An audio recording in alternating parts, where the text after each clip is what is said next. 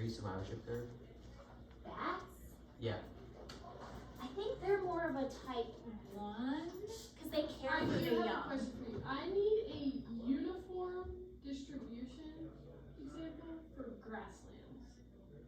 I would pick like a shrub or a bush. Yeah, because they Because kind of. I like Googled it, nothing about that. I would do like a bush because grasslands have little bushes that are kind of. Because it said like dispersion instead of distribution. I would do bushes. I say I'm doing a desert or mesa. Does Whoever it wants have to to be find more like a information on specific it. type of bush, or can I just do bush? Bushes. And bats, I think, would be more for 1 clump or 2. distribution. I was gonna do the desert, but I was like, that Try to is think- so hard. There's like no animal. No, hold up. No, Scorpions can be the what I put down? Type 2 survivorship apparently. I could see that.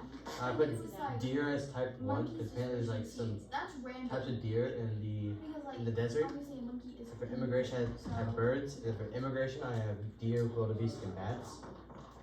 See that. And then that's all I got so far. I'm trying to look for survivorship curves. Okay, now we have talked about populations, we've talked about communities, and now we're going to talk about ecosystems. So we're going up even more.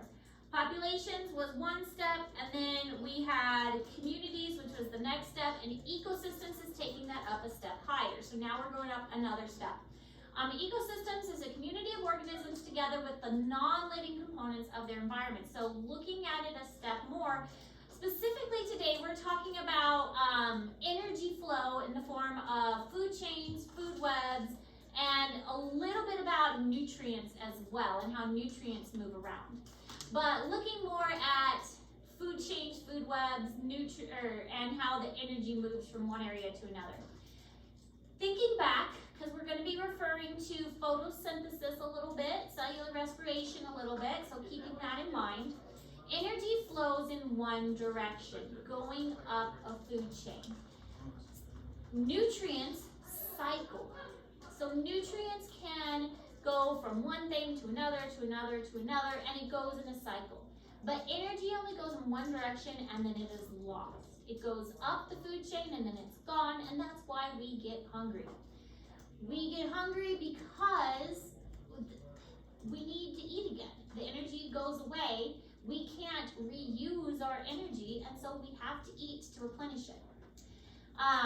So eventually, decomposers are the last step of that food chain. They're going to break down that remaining energy into and break down that nutrients and return it to the soil so that that nutrient cycle, sorry, I didn't mean to do that, I was just getting my mouse working.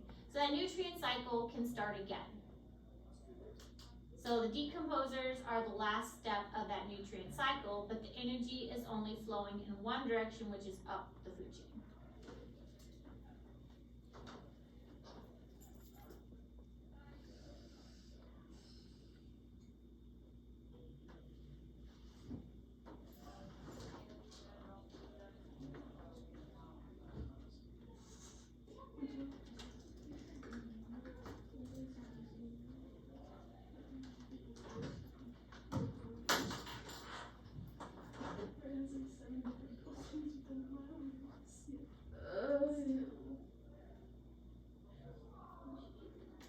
All right, this is kind of showing how the process works. Nutrients go in a cycle, energy one direction.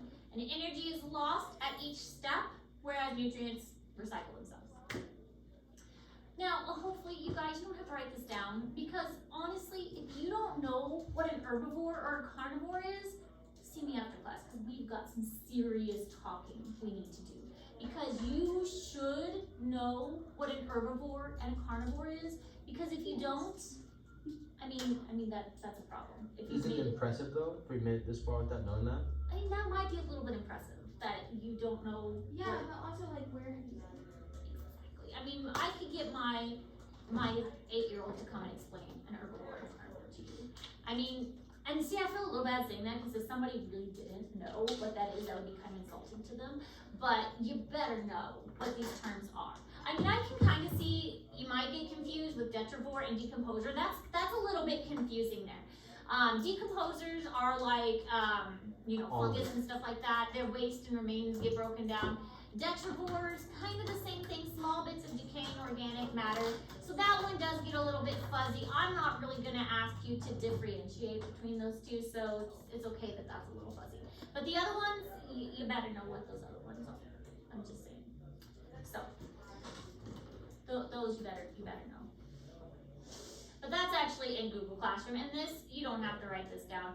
This is just a recap of terms that you should be familiar with. Write it down. What do you guys do? Write it down. I mean, good students, good for you, but obedient little students. Because sometimes I forget that there is things on the classroom. You're gonna be like test or study guide, and I'm gonna be like, what the heck is an omnivore? You I don't don't know know what what an omnivore is. Okay, no, this is just an example. But we would get to there, and I would start to freak out, and I'd be like, Did you know what an omnivore was before it was up there? yes, Are but you sure? Google Yeah, 'cause didn't the know what last a time she showed herbivore was because they thought it was a plant, It's actually called an herbivore. herbivore, whatever. Get It's out. not a herbivore. The H is silent. Listen. You're gonna make her mad. She's already frustrated, okay? It's been a frustrating day for a lot of us. I know that. Exactly. Alright. Oh yeah. I have. Schmoll's Milkovich. What did you just say? Should you have said it? It did not Yeah. sound appropriate. It is a plant that apparently has clumped distribution. Oh, that's where you were going with that. Oh yeah. Alright. So, energy captured by producers is converted to bond energy in organic molecules. Energy cannot be created or destroyed. We hopefully remember this. It is law of thermodynamics. Energy can't be created or destroyed, but it can change forms. We can change from sunlight energy into chemical energy. We can change from chemical energy into heat energy. We can change from heat energy into mechanical energy. There's different kinds of energy. It can change forms, but we can't create it or destroy it. So the energy that we need is chemical energy in the form of bonds. We cannot use sun energy, but thankfully plants take the sun energy, turn it into energy we can use. Hopefully this all sounds familiar because it is all photosynthesis, which we learned last semester. So energy is released when we do metabolic activities, cellular respiration, but we lose that energy in the form of what? Wait, what'd you say? What do we lose our energy as? It is lost as heat. It's lost as heat. 90% of the energy is lost as heat, which means only what percent is transferred to the next level? 10. 10% is transferred to the next level, 90% of it is lost as heat. So energy flows through living organisms as a one-way process, 90% lost as heat, 10% moves to the next level. I take those odds. You don't have a choice. You do take those odds every day. Oh yeah. I'm turning out well. My time.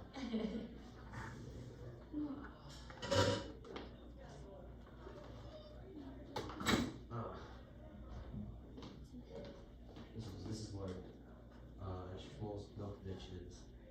That is a weird looking plant. It is. I mean, kind of cool, but it has what, clump distribution or uniform? This is clumped. Oh, that's cool.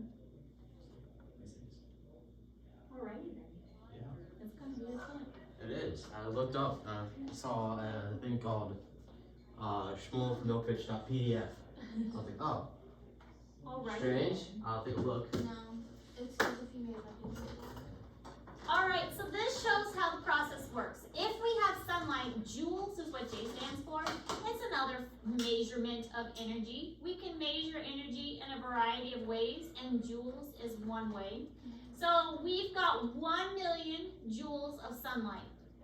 And that can be transferred as 10,000 joules into the primary producers.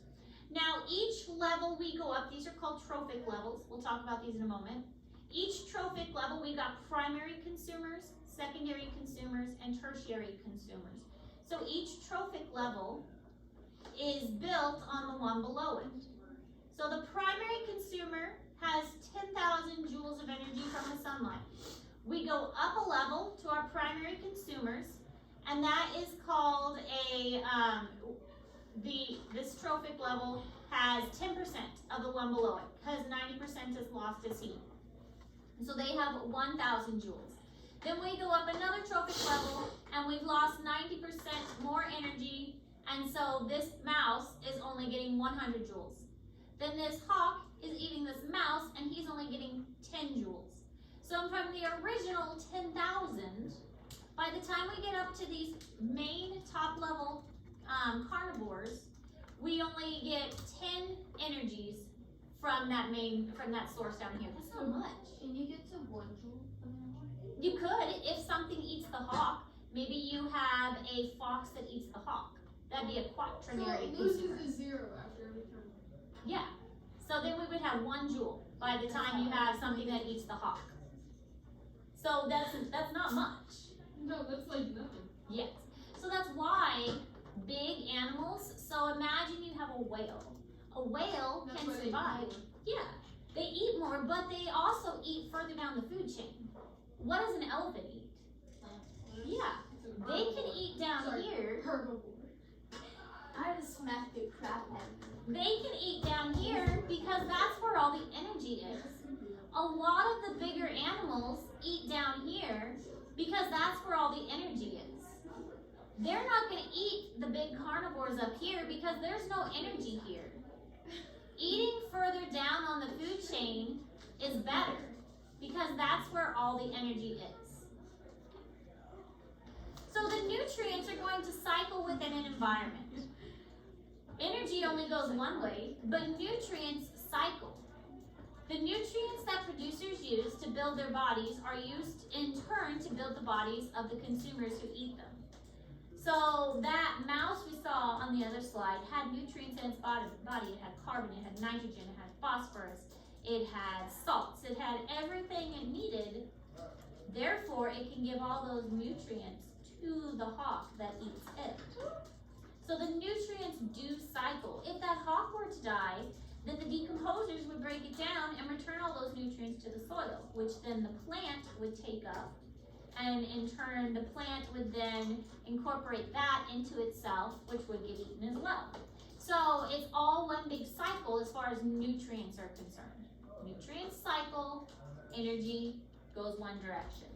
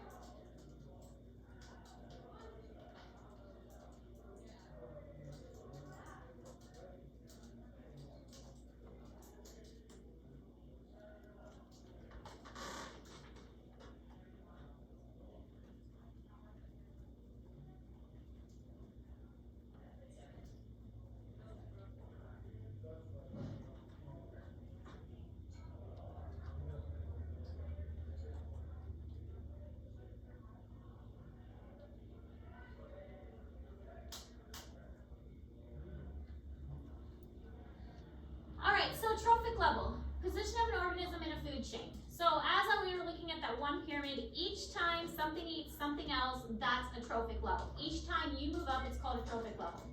Food chain, most of you remember this from elementary school, it's who eats who, how the energy gets transferred. Plant, then a bug, like a caterpillar that eats the plant. So then you have a, what eats a caterpillar? What eats a caterpillar? Why am I Bird. blanking? Okay, bird, thank you. A bird eats a caterpillar. Okay, so then you've got a bird that eats a caterpillar, and then you got a hawk that eats a bird. Okay, that's a food chain. There you go, food chain. Simple food chain describe a description of who eats who in one path. A nice straight line. Is it ever really that nice straight line? Nope. No, it is never a nice straight line like that, but it's nice to imagine a nice straight line. That's why it's called a chain. A chain is a nice straight line. But what is it actually instead of a nice straight line? Wave. A food. Does Pyramid. start with a W. Food. Not a wave. I thought pyramid. Not a pyramid. It's not a chain. It's a spiders make them. Web. Web. There you go. Food web. That's what I was trying to get to. Food web. Description.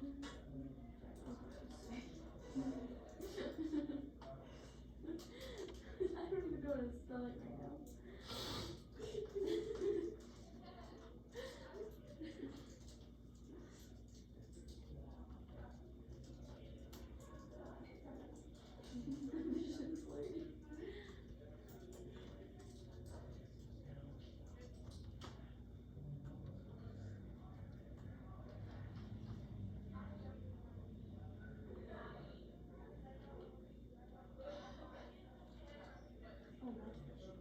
Why do all my distribution have to be such weird plants? I've got Schmoll's Milkovich, and I've got Dumosum, and I have Cactus.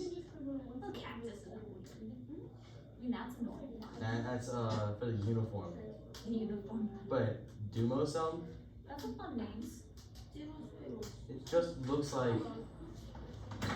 those little white flowers with the. Could you go back to that cycle quick? Yeah. Oh, rat side. Mother. Fudger. Dumosum. That's what I've learned. Highlight the wrong. It's okay, I wrote description of whole ass food.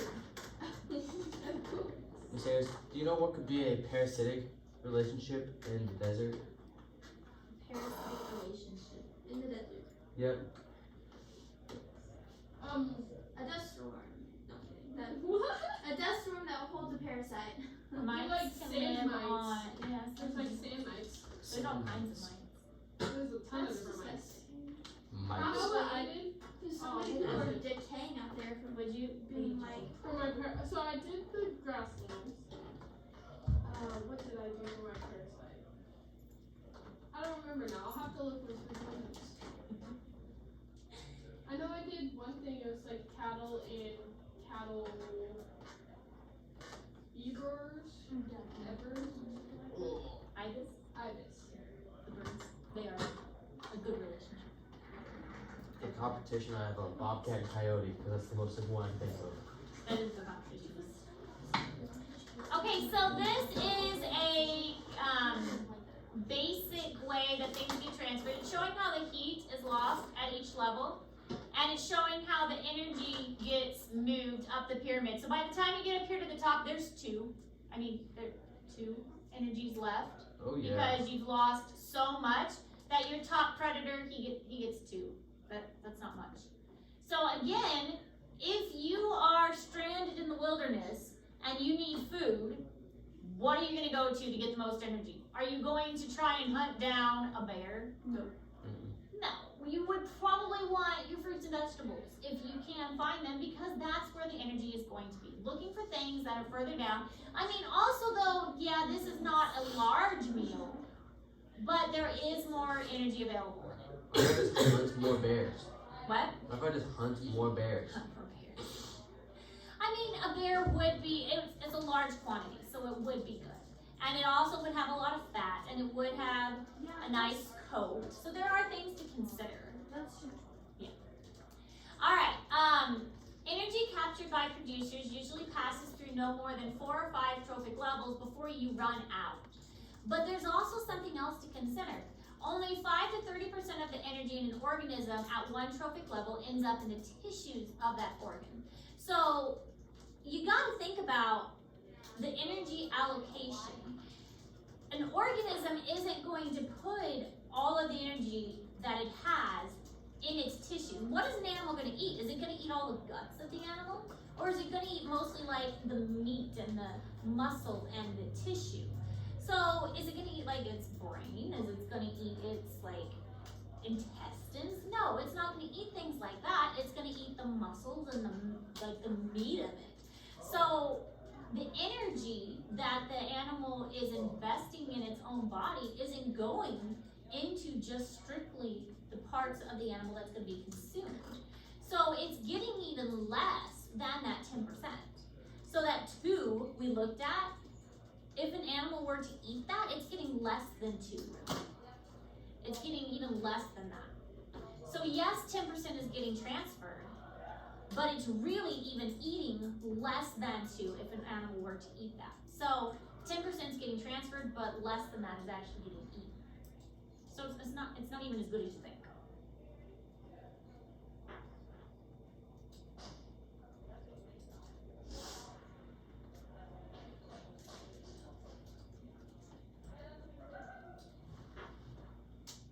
Sorry, multitasking while you guys work. So much to do.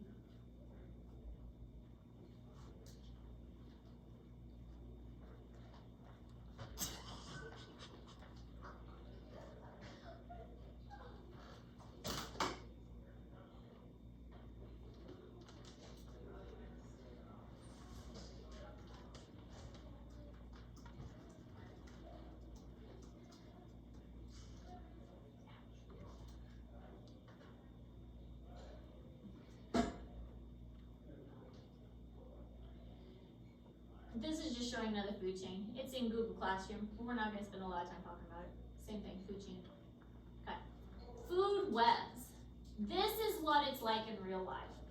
Things don't just eat one thing. It's not a simple food chain where everything is in a nice, straight, pretty line. It's not like that. Food webs are more realistic. When I worked at the zoo, we did this activity with the students where we had them stand in a circle, and then we gave each student a picture.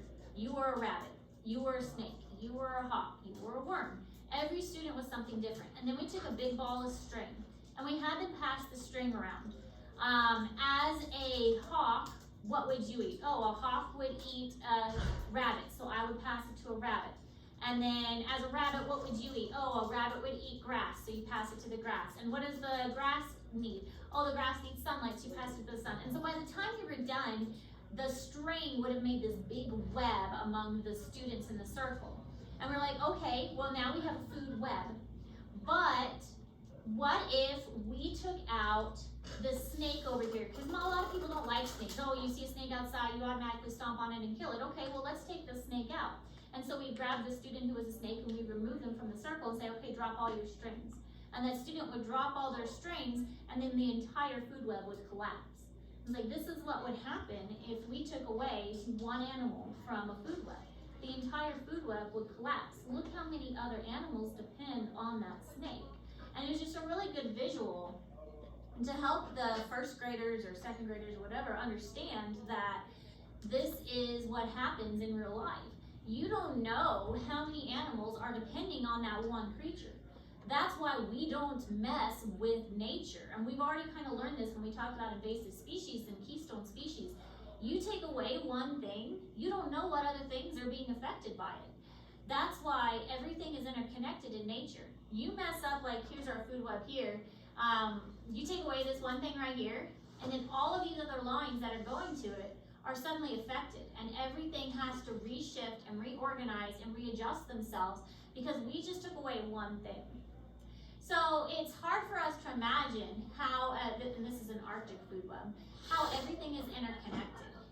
Everything serves a purpose, and we may not understand that purpose. In fact, we don't. And we think we do. We like to mess things up and add things and remove things, but there's no way we can ever understand how intricately everything works together. And this is another thing that I would get a lot at the zoo. People would be like, oh, well, why should I care about that little frog in the rainforest? I don't even live in the rainforest. Why is that little frog important? And then I would explain, well, this is why it's important. It's important because that little frog in the rainforest could cure cancer. It could have, like, frog skin is so amazing, the antibacterial properties and the things that they excrete on their skin, the toxins and the antitoxins and everything they've got. It could cure cancer, but we may never know because we destroyed it and we didn't protect it. And now, it's an imaginary flower. Or it's a flower in the rainforest, and there are flowers that they've done research. There are some that help with cancer, and they're only found in the rainforest, but we may never know. We may be destroying the cure for cancer just because we didn't protect things as well as we should have.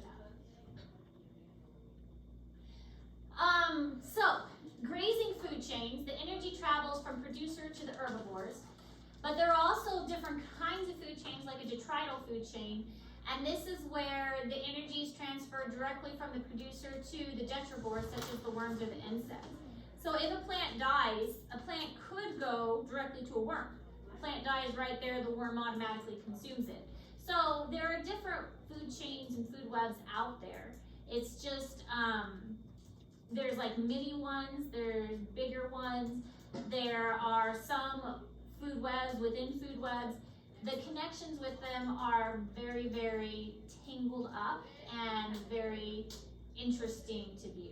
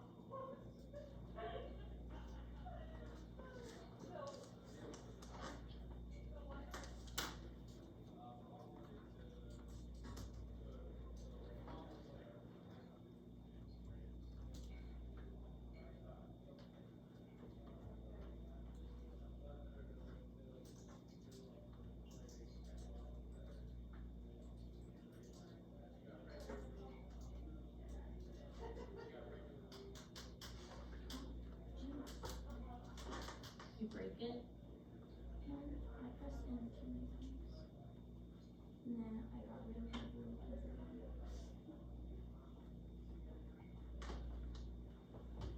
The silky flycatcher. Another silky flycatcher is another animal. It sounds like an animal, but it catches flies. It's a bird. Yeah, it catches flies. That and desert mistletoe. Or That sounds like mutualism. So this is a computer graphic of a food web. It's kind of neat how they have it done. So would be the bottom of the food web, and these would be different plants that they've inputted. And these plants have digital lines drawn to the second level, so this would be the trophic level here, trophic level 1. And then these larger ones would be the next trophic level, and then these would be, this would probably be a quaternary level, and then tertiary, secondary, primary, and then producers. But it's kind of neat to look at it from this angle and see how meshed together this is and how complex it is. When it's drawn like this by a computer, it's really kind of fun to look at how tangled together it is. So, and how many different critters and organisms are going to each thing. So just a really complex visual image. Theoretically, what would happen if you take away that very top one that's not connected to anything besides it eating other stuff? These population, well, this one is keeping the others in check. Okay. So if you took away this one, then it would cause these populations to grow bigger, and then it would cause these to go down. Does that make sense? But wouldn't wouldn't other things also eat that? What do you mean? Is that like? If you take it's away- too like linear, where that one's like one animal compared to. It is one animal, but by this having this one animal, it's eating these others. So I this figured is a that predator. the ones below it could also eat said animals. So Yeah. there's some infighting between that level. So yeah, but at the same time, this is eating others and help keeping their populations down. So if now these aren't being eaten anymore, their populations are going to go up a bit. And so if their populations go up, then the ones below it Go down. go Yeah. down. And then that means that these are now having a chance to go up. So everything's gotten skewed now. Okay. Everything's off. Alright, so ecological pyramids. Ecological pyramids, ironically, the biomass pyramids and the energy pyramids and the ecological pyramids, they're all kind of similar. So a biomass pyramid talks about how much of something there is. Bio for living, mass is a math kind of. The more of something there is, that's going to be on the bottom of the pyramid. So if I told you to look outside right now, as far as species and living things, what would be the most of something outside? What would you see as far as living things? Plants. Plants. Absolutely. You would see, and of plants, what would be most of the plants you saw there? Grass. Grass. Some trees and maybe dandelions, but mostly grass and dandelions and maybe some trees. Now, that makes sense because if you think of a pyramid, all of what you've described is the producers, and that's at the bottom of the pyramid. So you need a strong base in the energy pyramid to support the levels above. So you're going to have a lot of biomass on the bottom of the pyramid to support the levels above. So the biomass pyramid and the energy pyramid are going to appear very similar. There's going to be a lot of producers. There's not going to be quite as many primary consumers. There's going to be even fewer secondary consumers. The biomass is going to decrease the higher up you go because there's just not going to be enough below it to sustain it. Does that make sense? There's a lot of plants because there has to be in order to support the levels that are above it. There's got to be enough energy in an energy pyramid to support the levels that are above it. Energy flows up, the biomass pyramid also therefore has to flow up. Otherwise, the pyramid wouldn't be able to, it's not like you can put a pyramid upside down and expect it to stay that way. It's not stable. You can't put it on its point and otherwise it's going to tip over. Yes. So you have to have that stable base, and that's why the biomass pyramid has a very flat, very firm base made of plants.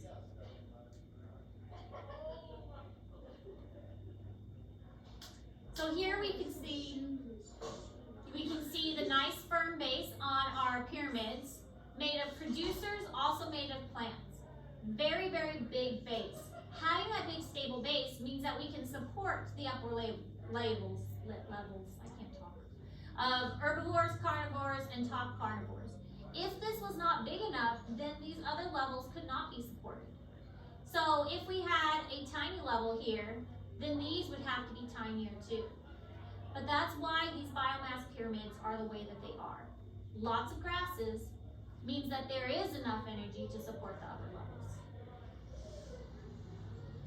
All right, that's it. We're done. So ecology posters, what I want you to work on first tomorrow when the sub is here. And then if you have time and you finish that up, then the next step would be that ecosystem gizmo. There are several other gizmos on there, but I really just want you to do the ecosystem one. And there is no worksheet that goes with it. On that one, you're just going to work your way through the ecosystem, and it will ask you questions and things as you work your way through. Make sense? Mm-hmm. Alrighty, and I think you'll find it kind of fun. You might kill your ecosystem because it's all about balance like we've been learning. Can you, as a park ranger, manage your park in such a way that you're